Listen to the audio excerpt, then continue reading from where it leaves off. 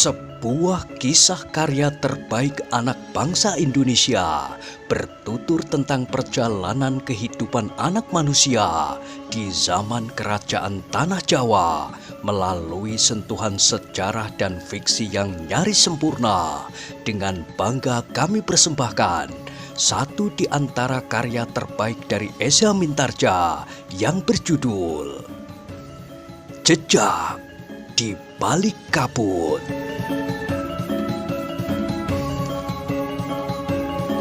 Pada kesempatan yang sangat baik ini, kita masuk pada episode yang ke-135.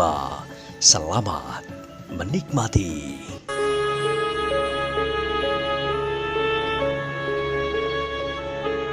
Pada episode sebelumnya telah diceritakan, Ki Waskita pun kemudian meninggalkan rumah Ki Tumenggung Sarpa Biwada yang harus menjalani masa pahitnya sebagai seorang tawanan. Ketika Ki Waskita kembali ke rumah Ki Panengah yang pernah menjadi padepokan untuk sementara sebelum membangun padepokan di pinggir hutan Jabung, maka angan-angannya pun mulai melingkar-lingkar ke masa lampau, sekali-sekali mendahului waktu menuju ke masa mendatang.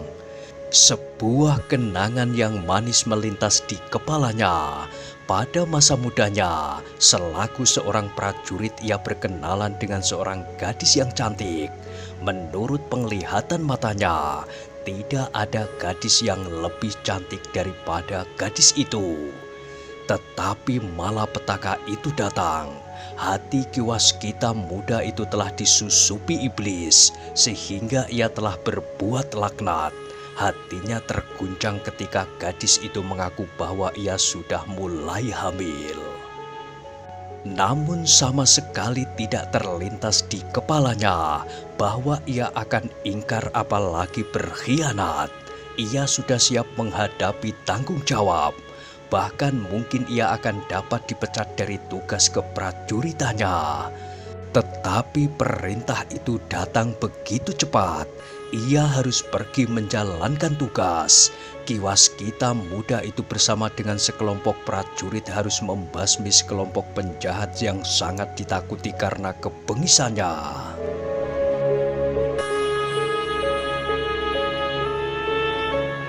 Ki Waskita menarik nafas dalam-dalam, terbayang kembali bagaimana ia berdua dengan seorang prajurit yang lain terkapar di dalam jurang.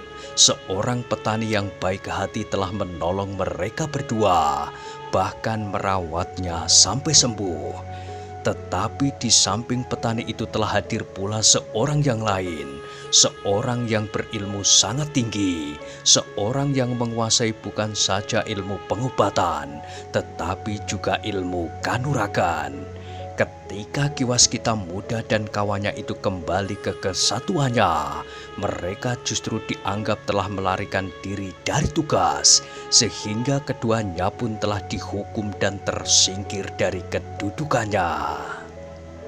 Sementara itu, gadis cantik yang ditinggalkannya dalam keadaan hamil itu telah menjadi istri seorang prajurit muda yang lain. Anak di dalam kandungan gadis itu telah lahir pula, laki-laki dan dinamai Paksi Pamekasan. Ki Waskita menarik nafas dalam-dalam, hidupnya pun kemudian terombang-ambing seperti sabut yang dipermainkan gelombang. Dalam kegetiran yang menyayat hati, bersama kawannya yang tersingkir itu Ki Waskita sempat memperdalam ilmunya sehingga mencapai tataran yang sangat tinggi. Justru setelah ia tersisih dari lingkungan keprajuritan, Ki Waskita dan kawannya itu yang kemudian menyebut dirinya Ki Panengah sempat berhubungan lebih akrab dengan Ki Gede Pemanahan. Mereka sempat setiap kali membuat perbandingan ilmu mereka dengan Ki Gede Pemanahan itu.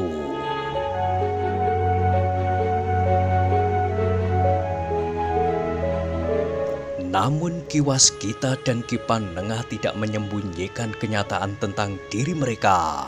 Mereka berterus terang bahwa mereka tidak lebih dari seorang prajurit yang terusir. Kejujuran merekalah yang semakin mendekatkan mereka dengan Ki Gede Pemanahan. Namun pada saat-saat terakhir, keduanya telah membebani diri dengan sebuah tugas yang khusus, membayangi dan sekaligus menempa Paksi Pamekasan agar menjadi seorang anak muda yang berilmu tinggi. Justru pada saat Paksi Pamekasan harus melaksanakan tugas yang tidak masuk akal, yang dibebankan oleh ayah tirinya kepadanya, mencari cincin kerajaan yang hilang. Kiwaskita menarik nafas dalam-dalam. Kini Kiwaskita dihadapkan pada satu keadaan yang rumit.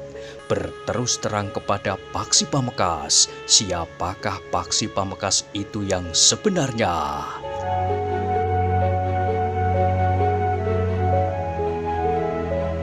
Dalam pada itu, Paksi Pamekasan yang berada di Padepokan telah mendengar bahwa ayahnya Ki Tumenggung Sarpabiwada telah tertangkap.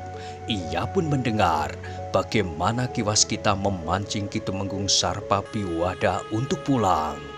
Cara yang ditempuh oleh Kiwaskita ternyata telah menggetarkan jantung Paksi Pamekasan. Sebagai seorang anak muda yang sudah dewasa penuh, maka Paksi Pamekasan dapat menangkap arti dari peristiwa yang telah terjadi itu.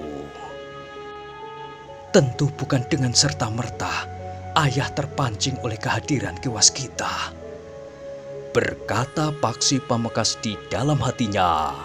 Pangeran Benowo dan Raden Sutawijaya dapat membaca gejolak di dalam hati Paksi Pamekasan. Bahkan Paksi Pamekasan pun sempat menduga-duga bahwa ibunya telah terlibat jauh di dalam usaha memancing ayahnya pulang. Paksi Pamekasan yang menyadari bahwa dirinya bukan anak Ki Tumenggung Sarpabiwada telah berusaha menghubungkan satu peristiwa dengan peristiwa lainnya, mempertautkan satu langkah dengan langkah yang lain.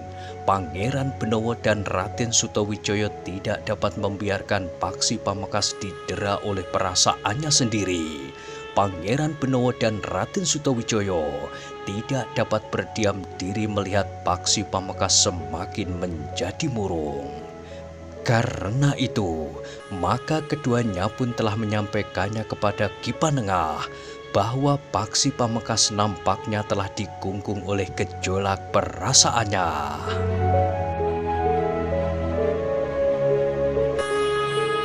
Ki Panengah menarik nafas dalam-dalam. Sementara itu, Kiwaskita masih berada di kota raja. Untuk mencegah agar tekanan jiwani yang disandang Paksi Pamekasan itu tidak menjadi semakin terasa menghimpit, maka Ki Panengah telah pergi ke kota raja untuk menemui Kiwaskita. Memang sudah waktunya untuk berterus terang, berkata Kiwaskita. Apakah Kiwaskita akan menyampaikannya sendiri kepada Paksi? Kiwaskita ternyata merasa ragu. Apakah ia akan dapat berbicara langsung kepada Paksi Pamekasan tentang hubungannya dengan ibu Paksi Pamekasan itu semasa gadisnya? Aku takut, Ki Panengah, berkata Kiwaskita. Bukan aku akan mengingkari kesalahan yang telah aku lakukan, tetapi Paksi tentu juga mempertimbangkan apa yang aku lakukan untuk memancing Ki Tumenggung Sarpabiwada. Mungkin ia membayangkan terlalu jauh apa yang sudah aku lakukan. Mungkin Paksi juga kecewa terhadap ibunya yang sengaja memancing perasaan cemburu Ki Tumenggung Sarpabiwada dengan cara yang rendah. Kiwaskita menarik nafas dalam-dalam. Di sepanjang hidupku, aku tidak pernah merasa ketakutan seperti sekarang ini, justru terhadap anakku sendiri. Baiklah Kiwaskita, jika Kiwaskita tidak berkeberatan, biarlah aku saja yang menyampaikannya kepada Paksi. Ia memang sudah waktunya untuk mengetahuinya. Barangkali lebih baik Paksi Pamekasan mendengar dari Ki Waskita sendiri atau aku, orang yang terdekat, daripada mendengar dari orang lain yang sudah dibumbui dengan kepentingan orang-orang itu sendiri. Ki Waskita mengangguk-angguk, katanya, "Baiklah Ki Panengah, aku minta pertolonganmu. Ki Panengah pula lah yang telah bersama-sama dengan aku membayangi pengembaraan anak itu." Ki Panengah mengangguk-angguk, katanya, "Terima kasih atas kepercayaan itu. Nanti malam aku akan berbicara dengan anak itu." Ki Panengah pun kemudian telah minta diri kembali ke barak, sementara Ki Waskita masih tetap berada di kota raja untuk mengikuti perkembangan perburuan Haryo Wisoko selanjutnya. Seperti yang telah disepakati oleh Ki Waskita, maka ketika malam turun Ki Panengah di padepokannya telah memanggil Paksi Pamekasan.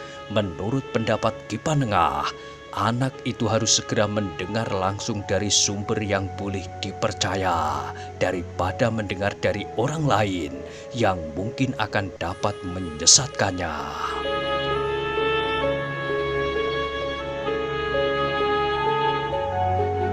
"Paksi," berkata Ki Panengah, "ada sesuatu yang ingin aku bicarakan. Tetapi pembicaraan kita adalah pembicaraan antara laki-laki dewasa yang dapat menilai betapa kita harus menerima kenyataan yang sudah terjadi. Mungkin menurut penilaian kita, kenyataan itu baik, tetapi sebaliknya dapat terjadi kenyataan itu buruk. Tetapi baik atau buruk, kita harus menerima kenyataan itu." Paksi Pamekasan menundukkan kepalanya. Ia tahu bahwa ada yang penting yang akan dikatakan oleh Ki Panengah, tetapi ia pun tahu bahwa ada yang pahit yang harus didengarnya. Dengan hati-hati Ki Panengah mulai bercerita tentang Paksi Pamekasan, tetapi bahwa Paksi Pamekasan telah mengetahui bahwa dirinya bukan anak Ki Tumenggung Sarpabiwada, telah mempermudah Ki Panengah dari mana ia harus mulai berbicara.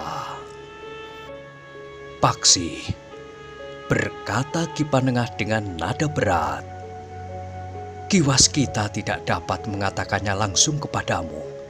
Bukan apa-apa, tetapi ia sekarang masih berada di dalam tugas yang bersama-sama dilakukan dengan Ki Gede Pemanahan.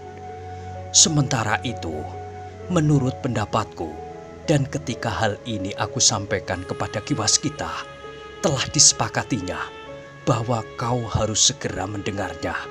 Kau harus mendengar dari sumber yang langsung dan dapat dipercaya. Jika terlambat, mungkin kau akan mendengar dari sumber lain yang justru akan dapat menyesatkan."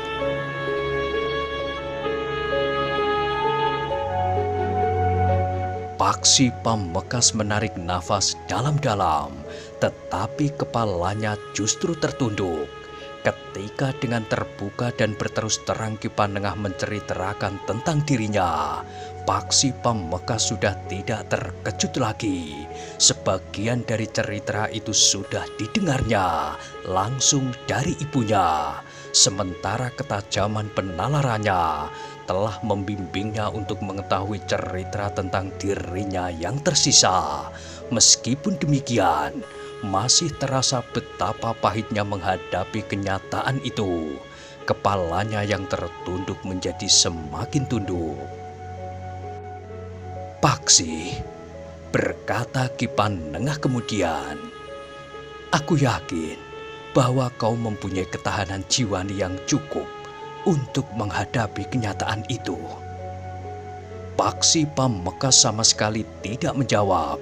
Ia hanya mengangguk kecil, namun debar jantungnya serasa menjadi semakin cepat. "Guru," desis Paksi Pamekasan kemudian, "apakah yang sudah dilakukan Ki Waskita untuk memancing kehadiran Ki Tumenggung Sarpabiwada di rumahnya?" Ki Panengah menarik nafas dalam-dalam. Ia sudah menduga bahwa Paksi Pamekasan akan mengajukan pertanyaan itu. Paksi, bagaimanapun juga, Ki Waskita tetap menghormati kedudukan ibumu sebagai seorang istri. Ibumu pun tetap bersikap sebagai seorang istri yang setia kepada suaminya, apapun yang terjadi dengan suaminya itu. Paksi Pamekasan menarik nafas dalam-dalam. Untuk meyakinkan Paksi Pamekasan, maka Ki Panengah pun telah bercerita bagaimana Ki Waskita setiap malam tidur di kandang atau di serambi lumbung padi di dekat lesung dan lumpang batu. Yang diperlukan oleh Ki Waskita hanyalah kesan bahwa Ki Waskita ada di rumah itu. Paksi Pamekasan menarik nafas dalam-dalam. Sementara itu Ki Panengah pun berkata, "Jangan hubungkan kehadiran Ki Waskita di rumah Ki Tumenggung itu dengan peristiwa yang hampir 20 tahun yang lalu, Paksi. Mereka adalah orang-orang yang mempunyai harga diri yang tinggi. Yakinlah bahwa ibumu dan ayahmu yang sebenarnya masih berhak untuk kau hormati, meskipun mereka sudah cacat. Sebenarnya kau pun pantas menghormati Ki Tumenggung Sarpabiwada sebagaimana pernah kau lakukan kepadanya. Bagaimanapun juga, kesediaannya menerima ibumu apa adanya adalah satu pengorbanan tersendiri lepas dari pamrih pribadinya. Tetapi sayang bahwa Ki Tumenggung Sarpabiwada itu sudah mengambil langkah yang salah, baik sebagai seorang ayah di lingkungan keluarganya maupun sebagai seorang tumenggung yang mengabdikan dirinya kepada Pajang." Paksi Pamekasan mengangguk-angguk kecil, tetapi wajahnya masih saja tertunduk. Dengan nada berat menekan Ki Panengah pun bertanya, "Kau dapat mengerti, Paksi?" "Ya, Guru." Suara Paksi rendah dan datar. "Mudah-mudahan setelah kau mengetahui dengan jelas segala-galanya, kau tidak perlu lagi merenungi dirimu sendiri. Semuanya sudah jelas, pasti dan tidak dapat berubah lagi, karena sudah terjadi." "Ya, Guru." "Nah, supaya beban perasaanmu berkurang, tidak ada keberatannya jika kau berbagi rasa dengan orang-orang yang paling kau percaya. Misalnya Pangeran Benowo dan Raden Sutawijoyo. Kau tidak usah malu kepada mereka. Mereka bukan kanak-kanak lagi. Pangeran Benowo justru lebih banyak mengalami tekanan perasaan karena sifat-sifat ayahandanya. Terakhir Haryo Wisoko dapat terlepas dari bilik tahanannya justru karena kelengahan Kanjeng Sultan Hadiwijoyo sendiri." Paksi Pamekasan mengangguk-angguk. Katanya, "Iya, Guru. Mereka akan mengerti." Paksi Pamekasan menarik nafas dalam-dalam. Sementara itu Ki Panengah pun berkata, "Paksi, mumpung kita sedang berbicara tentang dirimu, mungkin kau mempunyai pertanyaan." "Tentang diriku sendiri tidak, Guru. Mungkin pada kesempatan yang lain."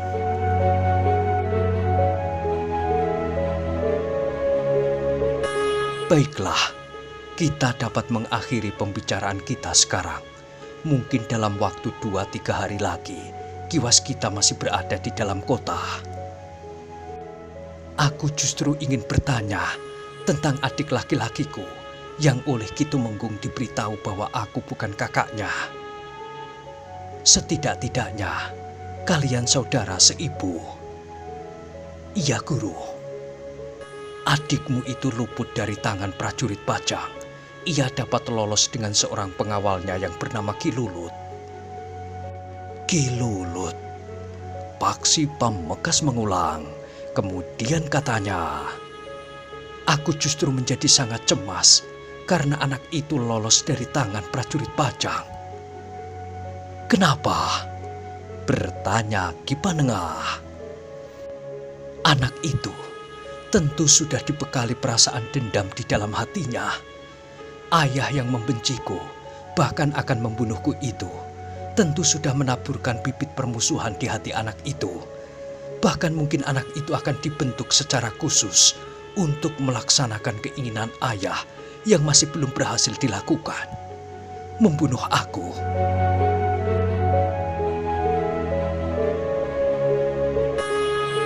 Dalam usaha untuk dapat menangkap Haryo Wisoko, mudah-mudahan anak itu dapat tertangkap. Jika anak itu tertangkap, mungkin aku masih akan dapat melunakkan hatinya. Mungkin ibu, mungkin adikku perempuan. Mudah-mudahan Paksi. Namun jika anak itu sudah keluar dari pintu gerbang kota raja, maka akan sangat sulit untuk mencarinya di seluas bumi Pajang dan lingkungannya. Ki Panengah mengangguk-angguk. Selebihnya, mungkin anak itu justru berada di tangan orang yang mengajarinya berjalan di atas jalan yang sesat. Kegagalan Haryo Wisoko akan membuat para pengikutnya menjadi orang-orang yang tidak lagi mempunyai pegangan dan tujuan hidup. Mereka akan dapat menjadi orang-orang yang kehilangan landasan, sehingga apa yang dilakukannya adalah semata-mata untuk menentang kemapanan kehidupan dari orang-orang banyak. Anak itu memang harus dicari. Mungkin Ki Waskita tidak memperhitungkannya sampai sedemikian jauh, karena Ki Waskita tidak banyak berkepentingan dengan anak itu. Tetapi bukan berarti bahwa sikap Ki Waskita kepada anak itu seperti sikap Ki Tumenggung Sarpabiwada kepadamu, Paksi. Paksi Pambekas menarik nafas dalam-dalam. Katanya, "Aku percaya, Guru, sikap Ki Waskita memang berbeda dengan sikap Ki Tumenggung Sarpabiwada. Tetapi justru karena itu, maka anak itu mungkin sekali akan luput dari perhatian Ki Waskita." Ki Panengah mengangguk-angguk. Sementara itu Paksi Pambekas pun berkata, "Guru, jika Guru mengizinkan, apakah aku diperkenankan mencari anak itu?" "Nanti dulu, Paksi," jawab Ki Panengah. "Aku dapat memberimu izin meninggalkan padepokan. Tetapi jika kau akan melibatkan diri dalam tugas perburuan itu, maka kau harus mendapat izin dari Ki Tumenggung Yudatama yang kini sedang mendapat beban tanggung jawab untuk memburu Haryo Wisoko langsung dari Ki Gede Pemanahan." Paksi Pambekas mengangguk kecil. Katanya, "Aku akan menghadap Ki Gede Pemanahan untuk mendapatkan izin itu." "Paksi," suara Ki Panengah merendah, "jika kau memang akan pergi ke Pajang, pergilah. Kau dapat berbicara dengan Pangeran Benowo dan Raden Sutawijoyo. Tetapi aku berpesan kepadamu, sebelum kau menghadap Ki Gede Pemanahan, temuilah dahulu gurumu, Ki Waskita. Katakan bahwa kau sudah berbicara dengan aku tentang dirimu." Paksi Pambekas mengangguk. Katanya, "Baiklah, Guru. Aku akan berbicara dengan Pangeran Benowo dan Raden Sutawijoyo. Kemudian aku akan menemui Ki Waskita sebelum aku menghadap Ki Gede Pemanahan." "Jika demikian, kapan kau akan pergi ke Pajang?" "Jika Guru mengizinkan, aku akan pergi besok pagi." "Sebaiknya kau tunda sehari, Paksi.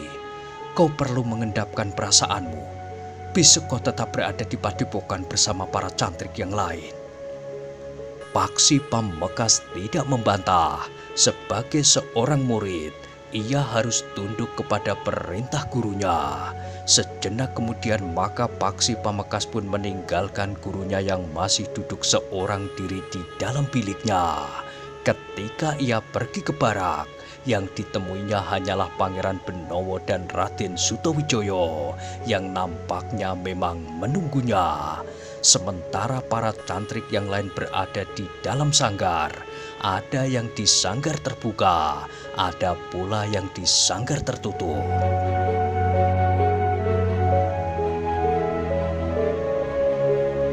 "Marilah, Paksi," berkata Pangeran Benowo mempersilahkannya. Seperti juga Raden Sutawijoyo, ia pun dapat membaca wajah Paksi Pamekasan yang muram.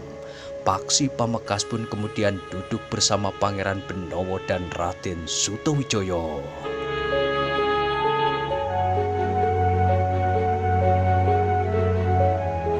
Di mana saudara-saudara kita yang lain? Mereka berada di dalam sangkar. Mereka berlatih sendiri. Iya, mereka harus mempelajari dan mendalami unsur-unsur gerak yang baru saja diberikan oleh guru langsung. Paksi Pamekasan mengangguk-angguk. Apakah kita tidak pergi ke sangkar? Nanti sajalah, berkata Raden Sutawijoyo. Paksi Pamekasan menarik nafas dalam-dalam. Namun seperti yang dikatakan oleh gurunya itu, Paksi Pamekasan memang memerlukan orang-orang yang dapat dipercayainya untuk ikut mengurangi beban yang memberati perasaannya. Karena itu maka dengan suara yang bergetar ia pun berkata, "Guru sudah berterus terang kepadaku tentang diriku sendiri, tentang ayahku, dan tentang usaha Ki Waskita memancing Ki Tumenggung Sarpabiwada." Pangeran Benowo dan Raden Sutawijoyo tidak menyahut. Mereka hanya mengangguk-angguk kecil. Namun mereka pun kemudian mendengarkan dengan sungguh-sungguh. Ketika kemudian Paksi Pamekasan pun menceritakan kembali apa yang sudah diceritakan oleh Ki Panengah kepadanya dengan suara yang bergetar. Baru setelah Paksi Pamekasan selesai bercerita, Pangeran Benowo pun berkata, "Dengan demikian, kau tidak perlu menduga-duga lagi, Paksi. Semuanya sudah jelas bagimu. Mungkin ada yang tidak sesuai dengan keinginanmu. Tetapi kehidupan ini kadang-kadang tidak menghiraukan keinginan seseorang. Yang terjadi kadang-kadang justru yang tidak diinginkannya. Tetapi jika hal itu harus terjadi, maka terjadilah." Paksi Pamekasan mengangguk kecil. Katanya, "Ya Pangeran, terimalah dengan jiwa yang besar," berkata Raden Sutawijoyo. "Di tempatmu berpijak sekarang, kau renungkan apa yang berada di hadapanmu. Aku sudah mengatakan kepada guru bahwa aku ingin mencari adikku. Tetapi karena di Pajang sedang diadakan perburuan untuk menangkap Haryo Wisoko, maka aku harus mendapat izin dari Ki Gede Pemanahan agar tidak terjadi salah paham dengan Ki Tumenggung Yudatama, senopati yang memimpin pencarian Haryo Wisoko sekarang, langsung di bawah perintah Ki Gede Pemanahan. Aku akan membantumu, Paksi. Jika kau berniat pergi ke Pajang, maka aku akan pergi bersamamu jika guru mengizinkan." "Aku juga akan pergi bersamamu, Paksi," berkata Pangeran Benowo pula. "Terima kasih," sahut Paksi Pamekasan. "Tetapi guru baru mengizinkan aku pergi besok lusa. Besok aku masih harus berada di Padepokan. Agaknya guru ingin aku sempat mengendapkan perasaanku." "Baiklah," berkata Pangeran Benowo. "Besok lusa kita pergi ke Pajang. Tetapi sebelum aku menghadap Ki Gede, aku harus menemui Ki Waskita lebih dahulu. Ki Waskita berada di rumah Ki Panengah yang pernah kita jadikan padepokan sebelum kita membuka padepokan di pinggir hutan Jabung ini." "Aku mengerti," desis Pangeran Benowo. Ketiganya masih berbincang beberapa saat lagi, namun kemudian mereka pun berkemas untuk pergi ke sanggar. Di hari berikutnya, ketiganya masih tetap berada di Padepokan. Dari sanggar mereka masih ikut membantu penyelesaian pembangunan padepokan di pinggir hutan Jabung itu sebelum masuk kembali ke dalam sanggar.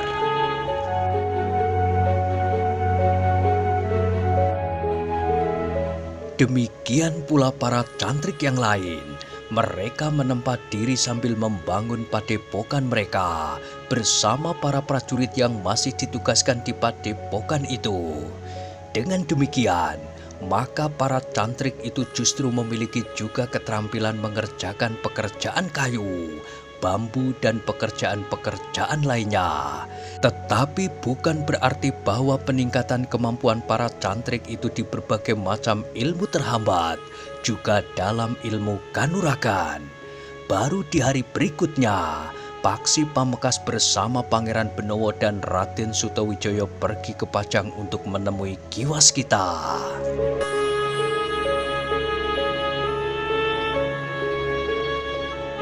Dalam pada itu di Pajang, atas pembicaraan antara Ki Waskita, Ki Tumenggung Yudatama serta Ki Gede Pemanahan, maka Nyi Tumenggung Sarpabiwada diperkenankan untuk menemui Ki Tumenggung di bilik tahanannya.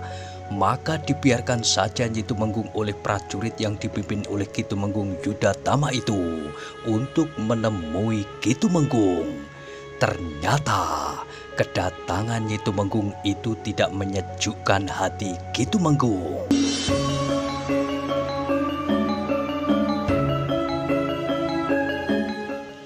Nah, bagaimanakah kisah selanjutnya? Silahkan ikuti terus kisah Jejak di Balik Kabut pada episode berikutnya.